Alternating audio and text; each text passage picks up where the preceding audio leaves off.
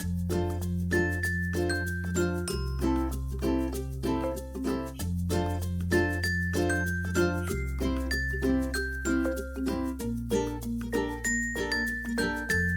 everyone, welcome back to the Chronic Corner. I'm Lauren, and this episode is all about tips to be better prepared for new doctor visits and ER trips.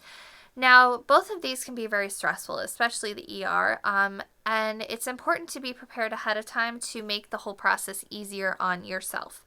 So we put together kind of some tips that we recommend doing ahead of time so that if and when the situation does arise, you are prepared. So the first is to put together a medical notebook. And by this, we mean a bunch of different things that have come up during your medical journey that an ER staff member or a new doctor can look at and reference while you're there. So the first is medical articles. So any kind of article research that pertains to your specific type of dysautonomia or chronic illness. Just to give the doctor some idea of what research has been done and to be able to learn quickly about the illness if they're not familiar. The next is a list of all of your meds. And when I say all, I mean all of your meds, whether that be vitamins, special tea that helps with digestion, past and current meds that you've been on if you'd like, and why you aren't on them anymore. That can really be helpful for them, as well as the dosage. The next is your history, medical history. So this is past and current, as well as your family's medical history. That can also be really helpful. And then the next one is a doctor or physician who you trust and feel like knows your situation very well. Basically a contact that if someone needed to reach out and ask questions, would be able to properly take care of you and help them out.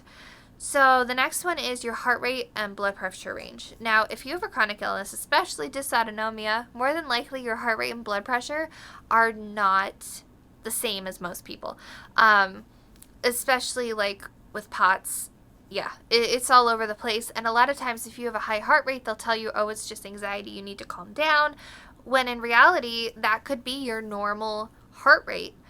So it's important to have that logged as well, and that in your test results. So any tests you've had done, the results from them, if you want, you can have the physician who ordered the test. That can also be very helpful. And that's kind of it for your medical notebook.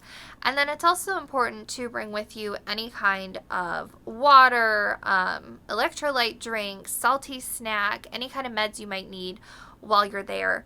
And then in my mind, the next one, or last one, is one of the most important. It's an advocate.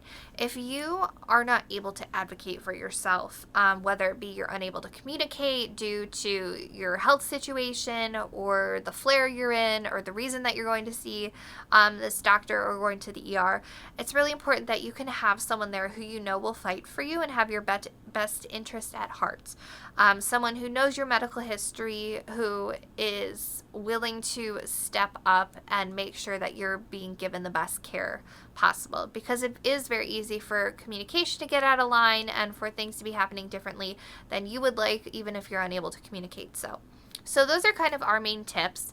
If there's any that you have found helpful, feel free to share them in the comments below. And for all things dysautonomia and more, visit Dinet.org. Thank you so much for watching.